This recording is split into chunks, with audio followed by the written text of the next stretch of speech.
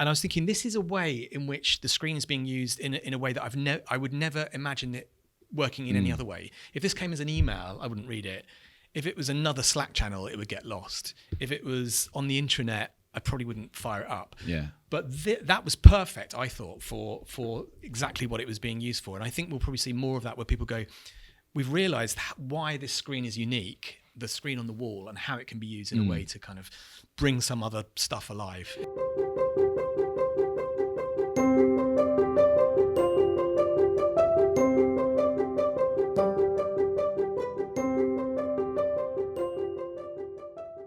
Okay, so today we're going to be talking about digital transformation in the workplace specifically. And one of the side effects of, digital transformation has been a force for good. I think most people would agree. But one of the sort of side effects is that people are so inundated with digital stuff, in terms of communication, in terms of platforms that they're using, SaaS tools that they're using, that how do we kind of make sense of that in terms of some sort of hierarchy of interference with people's day. And then the other thing is specifically one of the other kind of great side effects of companies becoming more digitally transformed. I hate that word digital in that sense, but everyone understands what that means. Is that they're creating a lot of data that's very, very valuable, but because of GDPR and privacy and security and that kind of stuff, they can't just let it out for everybody. So it's almost got this thing where you've got these companies, they've bought like this amazing piece of artwork and they've stuck it in the boardroom, and the only people allowed in the boardroom are the board directors. So it's like, well, we've got this great, Hockney on the wall or something, but nobody can see it. I want to work at that company. They've got that kind of money to throw around. That would be good. Yeah. How should we make the boardroom better? I don't know. Bit of priceless art. Yeah. I just wanted better coffee. Anyway. I wanted keys to the executive toilet. Yeah. But yeah, it's that kind of thing of like... Didn't a golden loo just get stolen? Yeah, from Blenheim. Blenheim Pass, yeah. You can spend money on anything. Yeah. But so that sense of like, well, what do you do? How do you kind of unlock that value that's kind of held in almost like in silos for very good reasons, but there's clearly value there, and how do we actually present that? And just to explain as well, this is kind of pretty much the sort of raison d'etre for ScreenCloud. I was going to say, is the answer something to do with screens? So normally, if you're a regular listener to the podcast, you'll know that we talk more broadly about the trials and tribulations of scaling a startup SaaS business. This is, I guess, a little bit more unashamedly us talking about our product, but we think it's relevant because it affects all organizations. #advert. Yeah. No, but it's not really. It's actually more about the kind of the problem that we're trying to solve and what we're trying to do. And I think screens is only a part of that solution. It's clearly not the solution. There are lots of cool things to think about. I think that the one is to almost to start with the positives of what kind of digital tools and how they, because of the increased sophistication, what that has done. And I was just thinking as you were sort of opening there, I was thinking about my own life with digital is, when we sort of first began, sort of 2003, 2004, I had a desktop tower, right, that was linked to a big screen. We had a printer and all these peripheral devices attached to it, and it was in our office.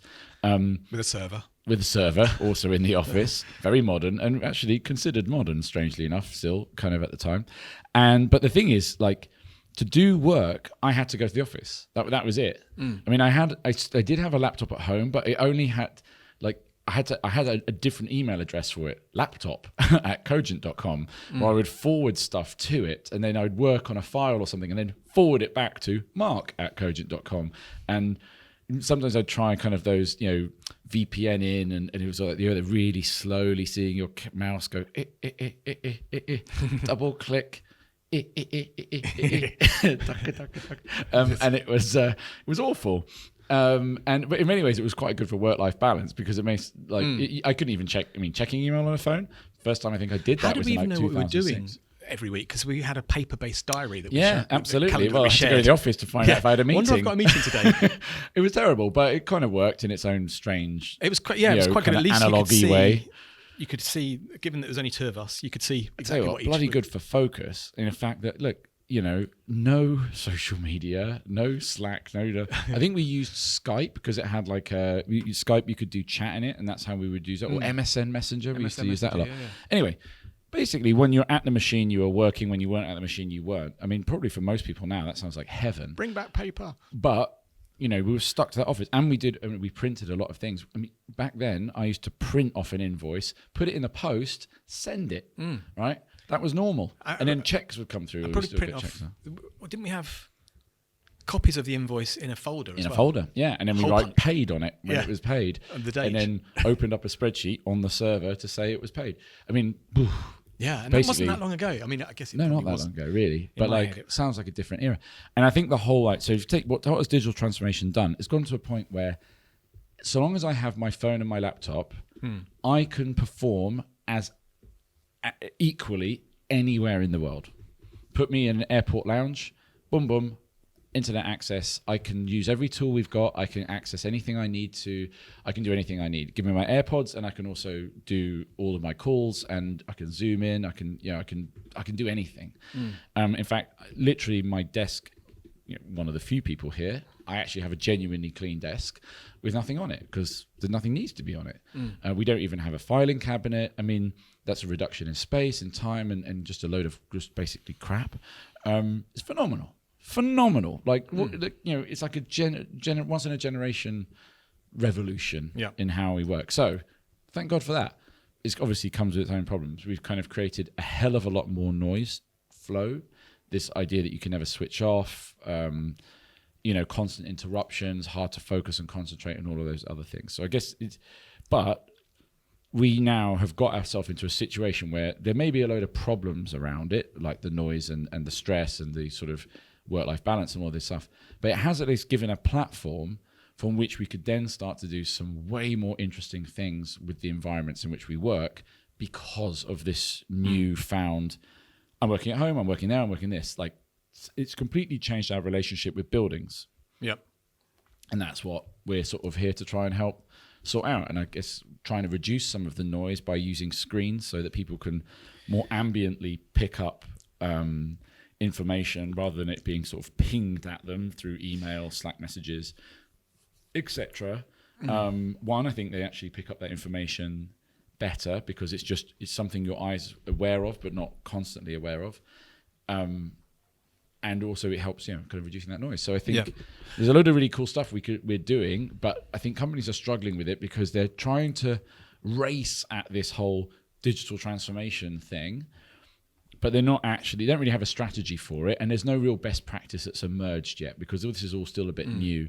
And I think of a lot of corporates are still way behind what we are in terms of how that works. Yeah.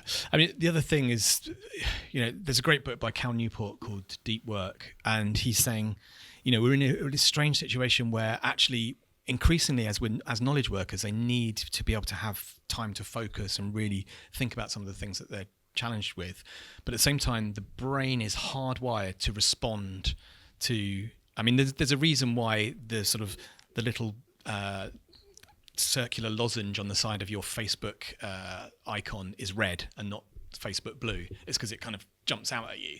And he was saying our brains are hardwired to react to something like that, because in the olden days, when we were cavemen or something, if I came up to behind you and went, Mark, and touch you on the shoulder, you wouldn't just go, I'd elbow you in the face. Yeah, because if you didn't, you'd either get hit by a spear or you'd miss an antelope running past you that you could hook and get some food for.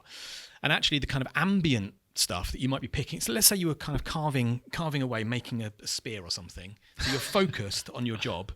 I'm there. Yeah, someone comes I've got up a much bigger beard. Yeah, and you're kind of wearing a fur t-shirt. I speak mostly in grunts. With ScreenCloud embossed in cat. But ScreenCloud is just literally hieroglyphics or kind of like little wall markings. So you're there, right? Okay, but instead of screens, you've just got a cave wall. Sorry. Cave wall. No, keep going. Okay, so you're focused, you're doing it, and someone comes up to you and taps you on the shoulder. You're going to kind of stop what you're doing, and then you're kind of going, right, I'm not in the flow. Or where was it? Oh yeah, I was carving a thing.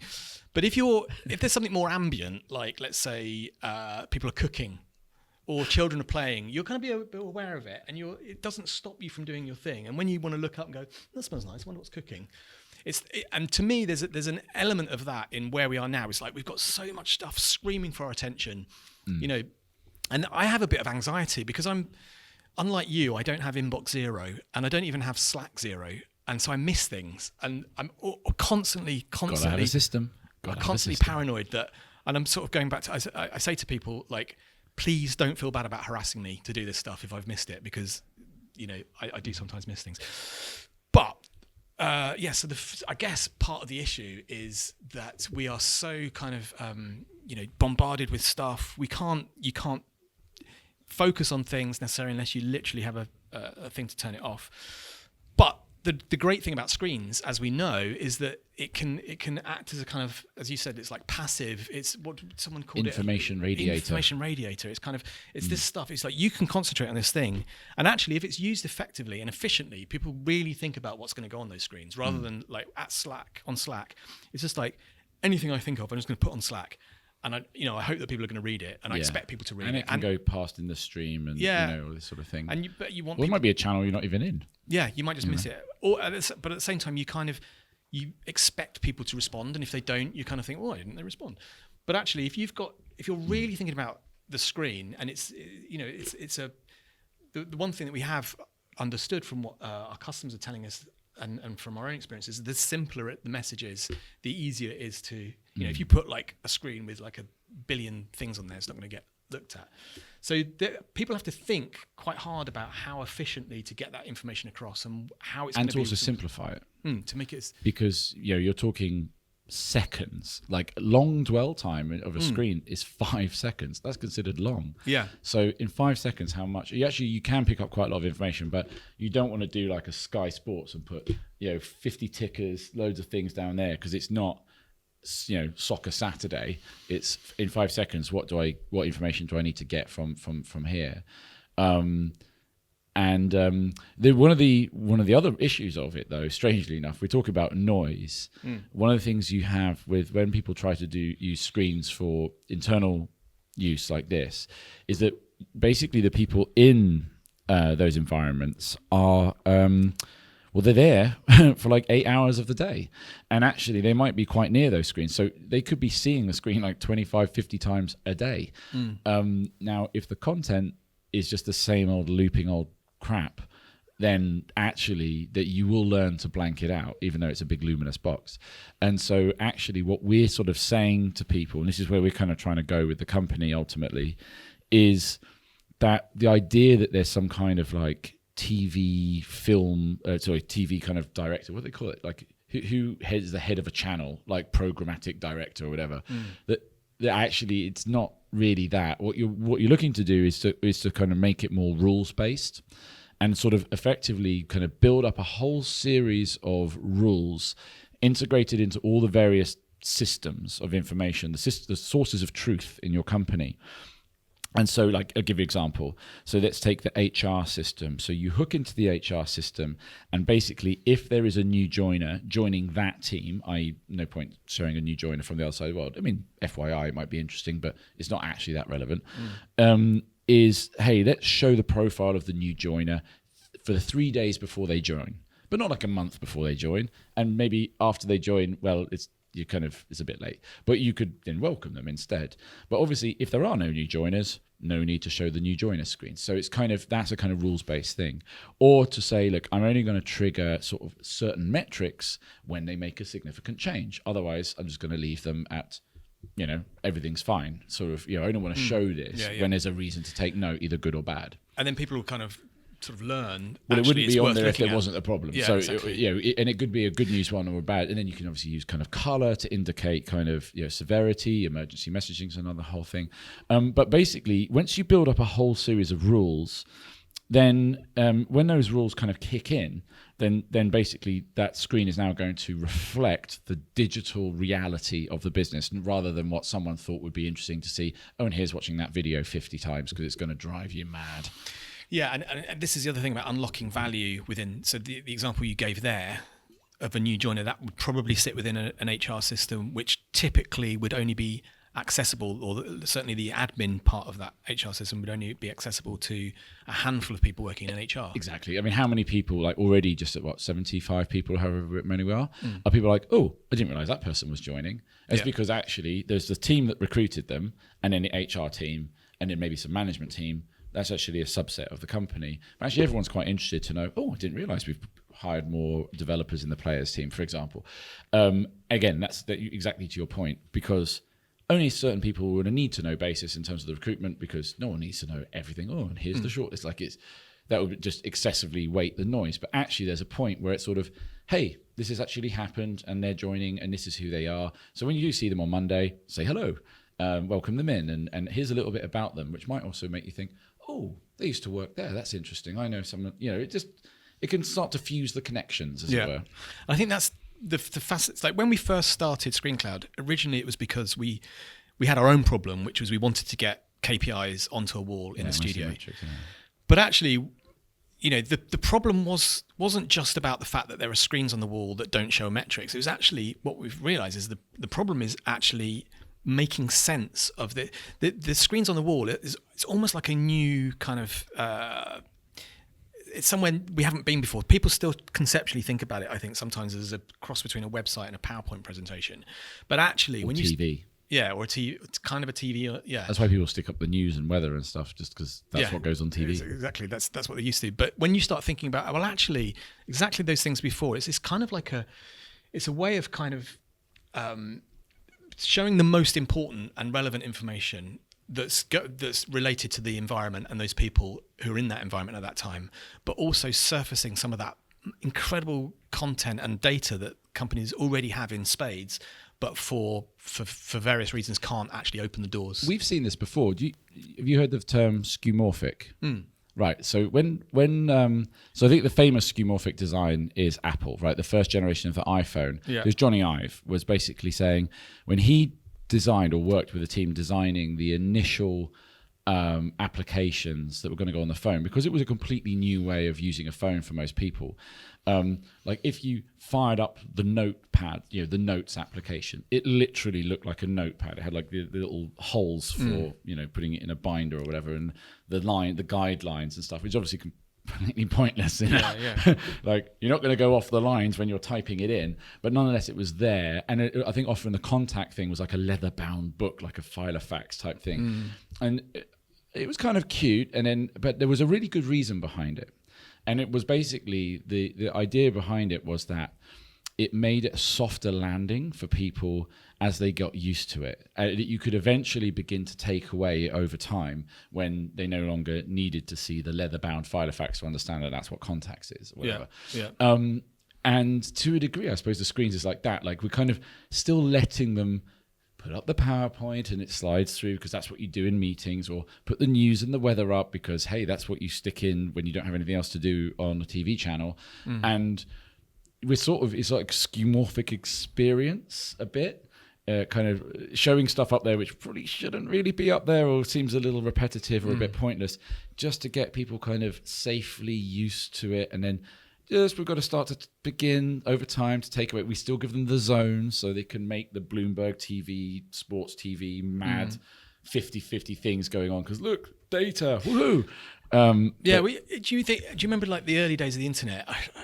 And people, I remember you'd get some. So we worked in a consultancy, and sometimes you get these briefs, which almost read like that. What they imagined people did was come to the website and start on the homepage, and then read the entire of it. Yeah, exactly. I processed all the information on this page. Now I'll work on some links. Yeah. At the bottom of the homepage, click here to go to About Us. Thank you for reading our homepage. Now you're on our About Us page. It was like a tour of a museum, an audio tour. Exactly, but it was almost it was please walk 10 meters. Like a company brochure was exactly like that. You know, welcome. The Romans. Yeah. I remember, the first time I saw the Times newspaper online, it looked like the front page of the Times newspaper, pretty much. Yeah. Because for all those sorts of things. So maybe it's not as idiotic as it sounds. It's actually not a bad thing, and maybe that's where digital transformation sort of goes a bit wrong, because just the title alone indicates here's some radical change, transformation, not just a little bit. no, transform, which to my mind means Yeah, totally change. Digital evolution or So that's digital scary and something that immediately puts up the blockers and goes, oh, what the hell? And actually, maybe we need a bit more skeuomorphism in our lives to get people a bit more on board with it, make it feel a bit familiar, and then kind of work down from there. And maybe that's kind of it. It's like, got to take a bit baby steps first, and then just start to really pick on the stuff where actually, if you do it this way, this will genuinely radically change. And I think things like HR is a really good one because, companies send out a spreadsheet from HR. Here's all the birthdays this week. And how dry is this? Like, so you open up a spreadsheet and here's a list of names, some of which you're like, I don't even know who that is, who's just like, and it's their birthday. Like, it's just great. Whoa, wow. Like, what a flat way to get a happy birthday from your company. So like, that's a good sort of, not everyone loves their birthday up on a screen. It's a bit full on, but I think kind of just recognizing who people are and what they do, especially when we have hot desks and people working from home, like, you genuinely don't know your colleagues in that way as well as you used to. That's a sort of slight shame of the whole kind of modern way of working. But maybe like that's where the screens can kind of go, you know what, we got this one. We can kind of profile people in the right way, in a not overly invasive or cheesy way. And maybe there's like opt-outs and stuff where people go like, I just don't like seeing my face up on a screen, to be honest.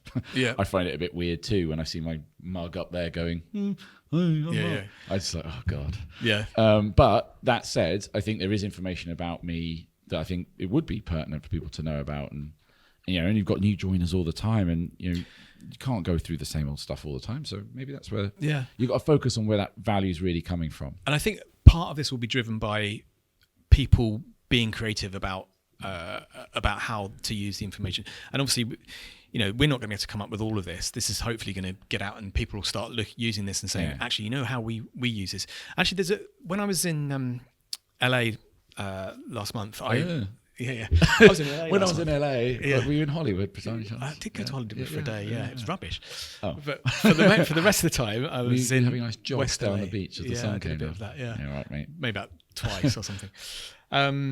We had ScreenCloud TV, as we call it, in the background, and actually, I think Adele actually writes this, but it was the kind of best of Slack from the company. And what was really nice about it is it was a summary of some of the funny things that had come out in the Slack room. I think we do. I can't remember. Someone told me the other day how many messages a ScreenCloud writes every week, and it's large, huge. I'm going to say 20,000, but maybe it's not. But it was a very large number. Anyway, but it wasn't just the best of Slack. It was the best of Slack with some sort of editorialized kind of witty comment about it. And it was really funny because it was kind of like, I knew who those people were. I knew why that was funny. And I was thinking, this is a way in which the screen is being used in a way that I would never imagine it working in any other way. If this came as an email, I wouldn't read it. If it was another Slack channel, it would get lost. If it was on the intranet, I probably wouldn't fire it up. Yeah. But that was perfect, I thought, for exactly what it was being used for. And I think we'll probably see more of that where people go, we've realized why this screen is unique, the screen on the wall, and how it can be used in a way to kind of bring some other stuff alive in a different way. It's kind of just literally there just to draw your attention to a few interesting and pertinent things. And basically, if you're looking at any of your screens and they're either blank or showing the same old crap from last month, then that's not happening. And basically, that's where platforms like ScreenCloud need to work harder to make it easier for people to do that, but also, frankly, to educate people, because just handing over the keys, that's really, not to downplay the massive engineering effort that goes into that, but it really is actually not even half the battle. It's about also kind of pushing forward that best practice and illustrating it and doing a bit of a Johnny Ive skeuomorph it and going, look, it's not as weird as you think. It still looks a bit like a leather-bound book. It just happens to be on a screen. And that's our challenge, right? Is to kind of do that and sort of, and then really, I think for also to just, as I said, like identify those bits of pain. There's also a slight problem that the big downside to it is, if it becomes too important, I mean, this is kind of like devil's advocate for our own business here, but we do have a solution coming for this, ladies and gentlemen, is that it means that if it really is showing you this super information, which is going to make your workday better, Well, if you're remote worker or you work at home or you're in an office that doesn't have the screens, then you're kind of immediately disadvantaged within the company. Yeah. And that doesn't seem fair. So actually, this is where something like ScreenCloud needs to break beyond the screen. Could be a branding problem, but it's probably to another screen, like the mobile, where if you get a digest, a bit like what we were just talking about, the Slack digest, but a digest of what would the screen that only expects to be glanced at several times a day, what was the version of that where it's your full focus, like looking at your phone, but really with only about 90 seconds of actual desire to look at it for this update from HR, marketing, sales, whatever it might be. So how do we do that digest version for the phone so that people who aren't there also get the same level of, and that's more of a push, like, hey, I've got something like Netflix. I've got a new show you'd like. Want to watch the trailer? Okay. That sort of thing. So it's fascinating. And really. I think the final challenge as well, which is again something that we're kind of currently starting, is how do we help people understand what works best on screens in terms of, so for example, long form at different times of the day, depending on who's walking past the screen. Well, the analytics question. Yeah. Because again, we're kind of people are guessing, and it's that sort of sense of like, well, look, what about if we could say, well, if you show longer form content in the afternoon, that's better because people are more in the morning. They're a little bit more kind of like, oh, but in the stuff to do. Yeah. In the afternoon, they're a little bit more. They've got a bit more time to kind of look around and look up and down. Well, yeah. And also maybe there's different type. You could, in the same way that with online, you can say, well, if you put a button at the top right hand corner and it's green, you're going to get a higher click through rate. What kind of content gets the best response? So content that references colleagues, does that get a better response to content that references the company, for example? We don't know. But it's those kind of things, I think, and increasingly people are going to understand what works, what is good user experience. Well, we've been doing that. So we've been tracking our own floor here in London for the last 2 weeks. Because you need to have a meaningful bit of data, otherwise you get some.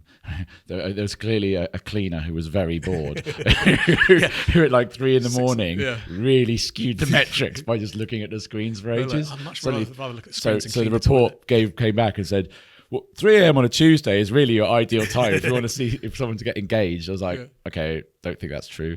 Anyway, maybe it was one of the mice. There's loads of mice here.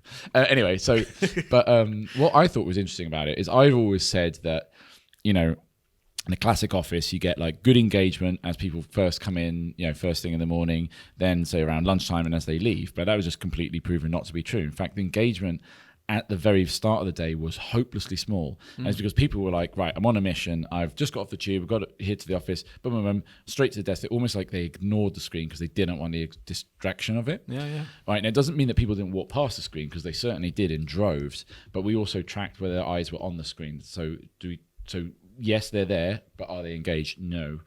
And then what we found was obviously lunchtime was good, but that's natural. People kind of doing that. And then I thought was weird is like during the afternoon when people are frankly supposed to be working and doing stuff, the actual engagement of the screen stayed high for the whole afternoon and then really peaked towards the end of the day. And that was interesting. Yeah. And I think but it kind of makes logical sense, but I hadn't played that out in my head that much. And then different days of the week, like Monday was a bit hopeless for getting attention, but Tuesday was strong. Okay. And then it tailed off towards the end of the week. A little bit, but still that afternoon was really, really good. I was like, God, I mean, this is great insight. And obviously that's just one floor of one building. It might be different in different places.